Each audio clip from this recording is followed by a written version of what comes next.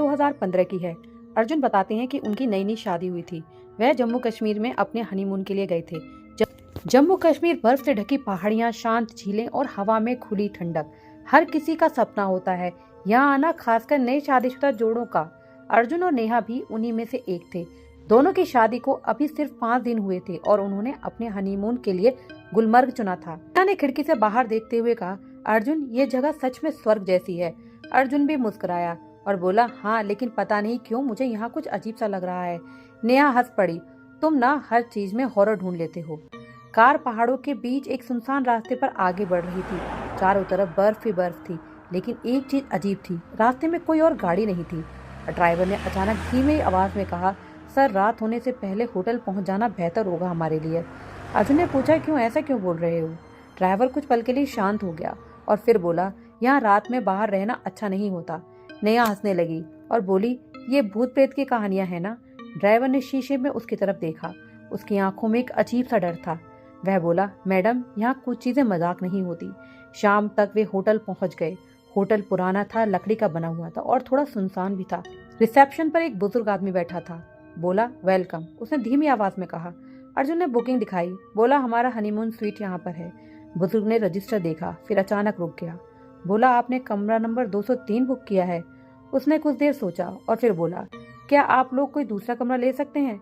अर्जुन ने पूछा, क्यों, इसमें क्या दिक्कत है? बुजुर्ग ने नजरें झुका ली। बोला, बस ऐसे ही, वह थोड़ा पुराना है। नेहा बोली, कोई बात नहीं, हमें वही चाहिए। बुजुर्ग ने धीरे से चाबी दे दी, लेकिन उसकी आंखों में डर साफ दिख रहा था। कमरा बहुत सुंदर था, बड़ी खिड़की, बाहर बर्फीली वादियां और अंदर लकड़ी की खुशबू। नेहा खुश हो गई। वह बोली, ये तो बिल्कुल परफेक्ट है। लेकिन जैसे ही अर्जुन ने दरवाजा बंद किया, उसे लगा जैसे कमरे में अचानक ठंड बढ़ गई हो। उसने नेहा से पूछा, तुमने एसी ऑन किया है क्या? नेहा ने बोला, नहीं, मैंने नहीं किया। खिड़की पर किसी ने दस्तक दी। दोनों ने एक दूसरे को देखा और सोचा शायद हवा होगी। अर्जुन धीरे खिड़की के पास गया और पर्दा हटाया। बाहर कोई नहीं था, लेकिन बर्फ पर ताजे पैरों के निशान थे और वो निशान सीधे खिड़की तक आते थे, लेकिन वापस नहीं जाते थे। रात के करीब 12 बजे नेहा अचानक जाग गई। उसे लगा जैसे कमरे में कोई चल रहा हो। लकड़ी का फर्श आवाज कर रहा था। उसने बोला, अर्जुन, उठो। अर्जुन ने आंखें खोली। बोला, क्या हुआ? नेहा ने बोला, कोई कमरे में है। अर्जुन ने मोबाइल की टॉर्च ऑन की। कमरा एकदम खाली था। देखो, कुछ नहीं है, अर्जुन ने नेहा से कहा। लेकिन जैसे ही उसने टॉर्च बंद की, आईने में एक औरत दिखाई दी। सफेद कपड़े, लंबे बाल और चेहरा पूरी तरह खून से सना हुआ। अर्जुन ने तुरंत पीछे मुड़कर देखा। वहां कोई नहीं था। क्या हुआ? नेहा ने अर्जुन से पूछा। अर्जुन का चेहरा सफेद पड़ चुका था। कुछ नहीं, शायद मेरी आंखों का धोखा था। लेकिन तभी आईने में वो औरत धीरे धीरे मुस्कुराने लगी। अगली सुबह नेहा ने अर्जुन से कहा, मुझे रात में अजीब सपना आया। अर्जुन ने पूछा, कैसा सपना? एक औरत, वो मुझे बुला रही थी और कह रही थी, यह मेरा कमरा है, तुम यहाँ क्यों आई हो? अर्जुन के हाथ से चाय का कप गिर गया। नेहा घबरा गई। उसने अर्जुन से पूछा, क्या हुआ? अर्जुन ने हिम्मत करके कहा, मैंने भी उसे देखा आईने में। दोनों कुछ देर चुप रह गए। तभी दरवाजे पर दस्तक हुई। वही बुजुर्ग मैनेजर खड़ा था। उसने पूछा, आप लोग ठीक है ना? अर्जुन ने सीधा सवाल किया, कमरा 203 में क्या हुआ था? बुजुर्ग की आंखों में डर लौट आया। उसने धीमी आवाज में कहा, 5 साल पहले यहाँ एक कपल आया था हनीमून पर। नेहा ने पूछा, फिर क्या हुआ? लड़की अचानक गायब हो गई। और लड़का? अर्जुन ने पूछा। वह पागल हो गया, बस एक ही बात बोलता था, वो अभी भी कमरे में है, वो हमें जाने नहीं देगी। कमरे में सन्नाटा छा गया। उस रात नेहा खिड़की के पास खड़ी थी। बाहर बर्फ गिर रही थी। तभी से दूर एक आकृति दिखाई दी, एक औरत जो धीरे धीरे उनकी खिड़की की तरफ बढ़ रही थी। नेहा की सांस रुक गई। अर्जुन, वो फिर से आ गई। अर्जुन दौड़ कर आया, लेकिन इस बार वो भी उसे देख सकता था। औरत धीरे धीरे खिड़की के पास आई और फिर उसने अपना चेहरा ऊपर उठाया। उसकी आंखें नहीं थी, सिर्फ काले गड्ढे थे और एक डरावनी मुस्कान। खिड़की के बाहर खड़ी वो और उसकी काली खाली आंखें सीधे अर्जुन और नेहा को घूर रही थी। नेहा डर के मारे पीछे हट गई। अर्जुन, ये इंसान नहीं है, ये कुछ और है। औरत ने धीरे धीरे अपना खून से सना हुआ हाथ खिड़की पर रख दिया। इस बार आवाज और तेज थी। अचानक खिड़की अपने आप खुल गई। ठंडी हवा के साथ वह औरत अंदर आ गई। नेहा चीख पड़ी और बचाओ बचाओ चिल्लाने लगी। अर्जुन ने नेहा का हाथ पकड़ा और दोनों दरवाजे की तरफ भागे, लेकिन दरवाजा अपने आप बंद हो गया था। कमरे की लाइट अचानक झपकने लगी। औरत धीरे धीरे उनकी तरफ बढ़ रही थी। उसके कदमों की आवाज नहीं आ रही थी, बस फर्श पर खून के निशान बनते जा रहे थे। वह बोली, तुम यहाँ क्यों आए हो? उसकी आवाज़ गूंज रही थी। नेहा रोते हुए बोली, हमें नहीं पता था, हम चले जाते हैं, प्लीज़ हमें छोड़ दो। औरत ज़ोर से हंसने लगी।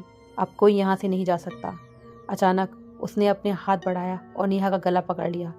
नेहा हवा के लिए तड़पने लगी। छोड़ दो, अर्जुन चिल्लाया। पास पड़ा लैंप उठाकर उसने औरत को मारने की कोशिश की, लेकिन लैंप आर पार चला गया। वो औरत हकीकत नहीं थी। अचानक सब कुछ शांत हो गया। औरत गायब हो चुकी थी। नेहा ज़मीन पर गिरी पड़ी थी। हमें यहाँ से निकलना चाहिए, उसने अर्जुन से कहा। दोनों तुरंत नीचे रिसेप्शन पर तरफ भागे। बुजुर्ग मैनेजर वहीं खड़ा था, जैसे वो पहले से इनका इंतजार कर रहा हो। मैंने कहा था ना, उस कमरे में मत जाओ, उसने बहुत ही गंभीर आवाज़ में कहा। अर्जुन गुस्से में बोला, ये सब क्या है? वो औरत कौन है? बुजुर्ग ने गहरी सांस ली। उसका नाम ज़ारा था। ज़ारा एक कश्मीरी लड़की थी। मैनेजर ने बताना शुरू किया। 5 साल पहले वो अपने मंगेतर के साथ यहाँ आई थी, हनीमून पर। नेहा ने धीरे से कहा, फिर क्या हुआ? उसका मंगेतर उसे धोखा दे रहा था। एक रात दोनों के बीच झगड़ा हुआ और गुस्से में आकर उसने ज़ारा को उसी कमरे में मार दिया। नेहा के चेहरे पर डर साफ दिख रहा था। मतलब उसकी आत्मा? मैनेजर ने बोला, हाँ, वो अभी यही है और हर कपल से नफरत करती है। लेकिन पुलिस? अर्जुन ने पूछा। मैनेजर से सिर झुकाया। उसके मंगेतर ने उसे हादसा बता दिया और केस बंद हो गया। लेकिन असली सजा उसे मिली। वो लड़का कुछ दिनों बाद पागल हो गया और खुद को खत्म कर लिया। कमरे में सन्नाटा छा गया। मैनेजर ने कहा, अगर बचना चाहते हो तो आज रात सूरज निकलने तक कमरे से बाहर मत निकलना, और अगर वो फिर आए तो उसकी आंखों में मत देखना। अर्जुन और नेहा डर के साथ वापस कमरे में गए। रात के 2 बजे अचानक आईने में फिर हलचल हुई। इस बार ज़ारा आईने के अंदर खड़ी थी और धीरे धीरे बाहर निकल रही थी, जैसे आईना कोई दरवाज़ा हो। नेहा चीख पड़ी। उसने अपनी आंखें बंद कर ली। उसने मैनेजर की बात याद आ गई, उसकी आंखों में मत देखना। लेकिन नेहा डर के मारे उसकी आंखों में देख रही थी। अचानक नेहा शांत हो गई। उसकी आंखें पूरी तरह काली हो गई। नेहा, अर्जुन चिल्लाया। नेहा ने धीरे धीरे अपना सर उठाया और मुस्कुराई, लेकिन वो मुस्कान नेहा की नहीं थी। अब मैं अकेली नहीं हूँ, उसने भारी आवाज़ में कहा। अर्जुन के पैरों तले ज़मीन खिसक गई। तुम ज़ारा हो? नेहा हंसने लगी। अब ये शरीर मेरा है। अर्जुन ने हिम्मत जुटाई और नेहा को पकड़कर बाहर भागा। नीचे पहुंचने तक उसने मैनेजर को सब बता दिया। मैनेजर ने तुरंत एक पुरानी किताब निकाली। उसे खत्म करने का एक ही तरीका है, उसकी अधूरी इच्छा पूरी करनी होगी। अर्जुन ने पूछा, कौन सी इच्छा? उसे न्याय चाहिए। मैनेजर उसे होटल के पीछे ले गया। वहाँ बर्फ के नीचे एक पुरानी कब्र थी। यहीं दफन है ज़ारा। अगर हम उसके कातिल का सच सामने लाएं तो उसकी आत्मा शांत हो जाएगी। नेहा जोर से चिल्लाई। उसका शरीर कांपने लगा। जल्दी करो, वो उसे पूरी तरह अपने कब्जे में ले रही है। अर्जुन ने ज़ारा की कब्र को बाहर निकाला और पुलिस के सामने रख दिया। उसने पुलिस को सब कुछ बता दिया, कैसे उसके मंगेतर ने उसकी जान ली थी। पुलिस वालों ने उसकी फाइल दोबारा खोली और दोबारा से उसका केस दर्ज किया। उसमें लिखा कि उसके मंगेतर ने उसकी जान ली थी। यह बात साबित होते ही ज़ारा की आत्मा को मुक्ति और अर्जुन और नेहा अपने घर वापस लौट गए। वे दोनों खुश हैं, लेकिन कभी कभी उन्हें अपने सपनों में ऐसा लगता है कि ज़ारा उनको धन्यवाद कह रही हो।